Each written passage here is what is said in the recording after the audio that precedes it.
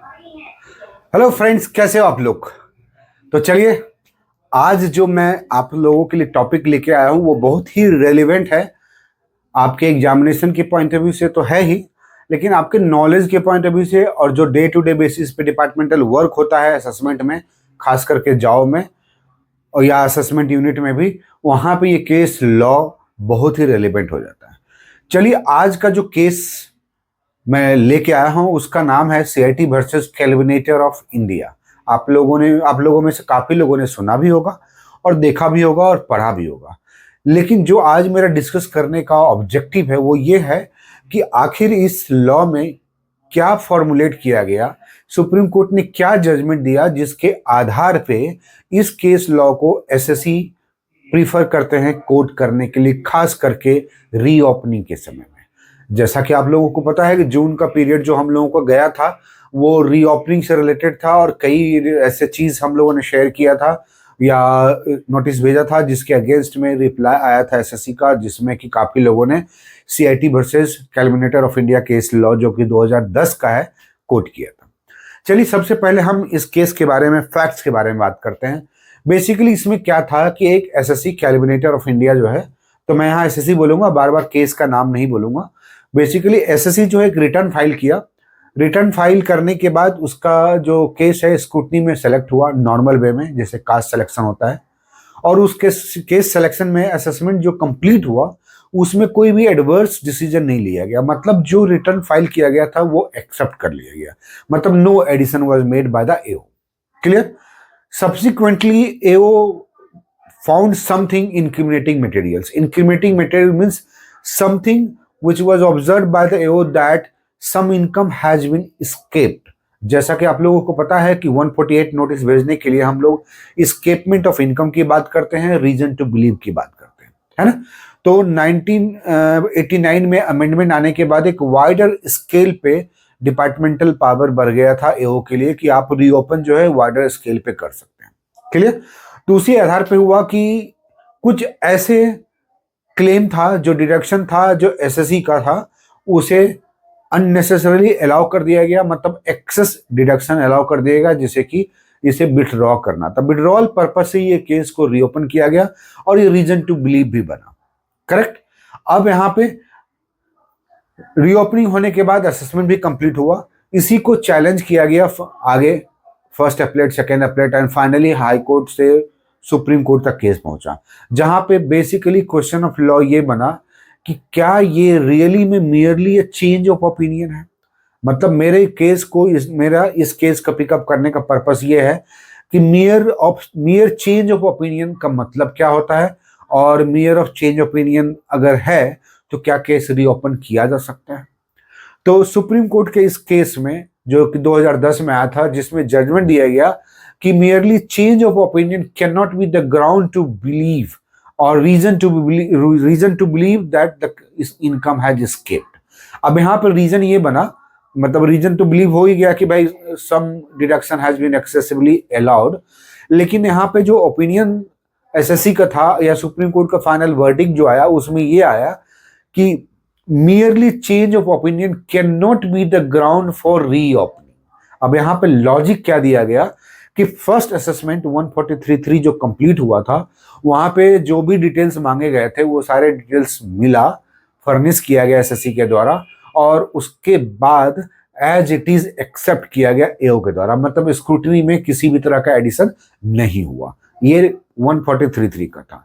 अब यहाँ पे रीओपनिंग में जब बात उठी कि रीओपन गलत है, उस पर सुप्रीम कोर्ट ने कहा कि सबसे पहले देखिए कि रीओपनिंग जो हुआ है वो basically मियर of change of opinion है, मियरली चेंज ऑफ ओपिनियन है। मतलब चेंज ऑफ ओपिनियन के ग्राउंड पे हुआ है। क्यों ऐसा? रीजन ये है कि जो असेसमेंट कंप्लीट हुआ उसमें इससे रिलेटेड सारे मैटर्स को डिस्कस किया गया है। मतलब पूछा गया था और डिटेल दिया गया और अकॉर्डिंगली असेसमेंट को नील पे पास किया गया, मतलब without any adverse addition. Clear. Secondly ये बोला गया कि ओपिनियन ऑफ चेंज मतलब ये होता है कि जैसे जो पॉइंट्स वहां पे आपने 143.3 में रेज किया, सपोज वन क्वेश्चनर हम लोग भेजते हैं 142.1 में, और उस 142.1 में अगर हम पर्टिकुलर टॉपिक पे या पर्टिकुलर इशू पे या पर्टिकुलर पॉइंट्स पे अगर कोई क्वेश्चन है रेज कर दिया गया और उस पर सबमिशन एसएससी का आ गया है और उसके बाद भी एओ ने नील ऑर्डर पास किया है, तो ये मेयर ऑफ चेंज बनेगा। मेयर मतलब चेंज ऑफ ओपिनियन बनेगा। क्यों बनेगा? क्योंकि वहां पे एओ ने प्रॉपर एप्लीकेशन ऑफ माइंड किया है, भले ही उसने एडवर्स डिसीजन नहीं लिया या एडवर्स फाइंडिंग्स नहीं फाइंड आउट कर पाया। It does not mean that कि application of mind is not there by the AO. Clear? एक ये पॉइंट हुआ कि ये एक सिर्फ और सिर्फ चेंज ऑफ ओपिनियन है, क्योंकि उसके रिगार्डिंग में क्वेश्चन पूछे गए थे, उसके रिगार्डिंग में बात किया गया। साथ में सेकेंड पॉइंट जो मोस्ट इंपॉर्टेंट पॉइंट है आप लोगों के लिए और हम सब के लिए समझने के लिए, कि यहां पे कहा गया कि ये जो बेसिकली है चेंज ऑफ ओपिनियन तो है ही, प्लस में ये एक काइंड ऑफ रिव्यू है। काइंड ऑफ रिव्यू मतलब रिव्यू आप लोगों ने पढ़ा होगा सेक्शन 263, है ना, जिसको कि हम लोग रिव्यू के लिए डालते हैं अपने पीसीआईटी के पास। तो रिव्यू मतलब क्या होता है? रिव्यू मतलब जो ऑर्डर किसी ऑफिसर ने या अथॉरिटी ने पास किया उसी को फिर से रिव्यू करना, जो कि as per constitution, as per law allowed नहीं होता है। कहा जाता है कि जब भी कोई रिव्यू करेगा तो जिस ऑफिसर के द्वारा जो भी ऑर्डर पास किया गया और उसी का अगर रिव्यू करने की बात होती है तो उसके सीनियर, इमीडिएट सीनियर या सीनियर हायर अथॉरिटी वाले ही रिव्यू कर सकते हैं, ना कि खुद ही। इसका मतलब सुप्रीम कोर्ट ने इस केस में यह कहा कि चेंज ऑफ ओपिनियन तो है ही, लेकिन review of the same assessment order by the AO himself does not allow to the AO, because AO has power to assess or reassess, है ना, assess और reassess, but AO does not have power to review his own assessment order. Clarity आ रही है? Review किसके पास है? Review हमेशा higher authority के पास होता है। जिसने भी ऑर्डर पास किया उससे ऊपर वाले अथॉरिटी को है। तो जो भी ऑर्डर पास कर रहा है, सपोज कीजिए कि एओ ने आईटीओ, एसी, जेसी, जो भी जिन्होंने भी ऑर्डर पास किया है, तो वो अपने ऑर्डर का खुद रिव्यू नहीं कर सकते। रिव्यू जब भी करने की बात होगी तो उनसे ऊपर वाले अथॉरिटी के द्वारा। तो ये केस में यही फैक्ट था और इसी के आधार पर यह जजमेंट दिया गया कि merely change of opinion can not be the ground for reopening of the assessment. First, second, AO cannot review its own order passed by him, correct, himself। तो ये दो चीज था इस सीआईटी वर्सेस कैलकुलेटर जो कि 2010 का था। इसमें बहुत सारे पॉइंट्स आते हैं। अब आते हैं इसमें जो डिस्कशन हुआ, ये तो मैंने सारा वर्डिक्ट के साथ आपको बता दिया। अब यहाँ पे आपके और हमारे लिए सबके लिए एक पॉइंट होता है, तो इसका मतलब हुआ कि जो असेसमेंट ऑर्डर पास हो गया उसको हम फिर से रीओपन नहीं कर सकते हैं। तो यहाँ पे एक और पॉइंट हाईलाइट करना चाहूंगा कि सुप्रीम कोर्ट आए दिन अलग अलग जजमेंट के थ्रू ये बात क्लियर कर चुकी है कि reopening merely change of opinion के आधार पर नहीं हो सकता है until and unless some reliable verifiable information, मतलब tangible information is in the hand of the AO which has live link with the escapement of income. अब यहां पे है टेंजिबल इंफॉर्मेशन, मतलब certain information should be there, certain extra information should be there with the AO and that information must be link to the income assessment escapement. Clear? तो अगर ये दो चीज कनेक्ट होता है then only ground can be created for reason to believe to reopen the case. Clear?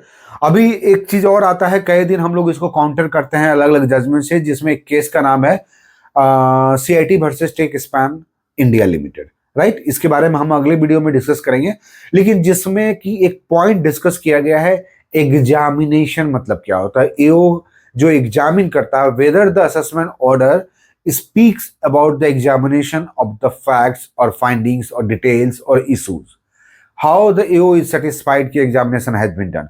क्या हम assessment order जब देखते हैं तो क्या ये हम अनुमान लगा सकते हैं कि AO has properly examined the materials, examined the issues? इसके बारे में हम अगले वीडियो में डिस्कस करेंगे, जिसमें बताया जाएगा CIT versus Tech Span India Limited में सुप्रीम कोर्ट ने क्या जजमेंट दिया है, उसके क्या फैक्ट्स थे, क्या वर्डिक्ट था। So thank you very much. और ये केस लो आप लोग इसको समझने की कोशिश कीजिएगा और डिटेल में पढ़ने की कोशिश कीजिएगा। हालांकि मैंने इसे ब्रीफ में बताया है और काफी काम का है, समझने का है, इसे याद रखने के लिए आपके एग्जामिनेशन के पॉइंट ऑफ व्यू से, प्लस में departmental day to day work में एक काम आएगा। Thank you very much.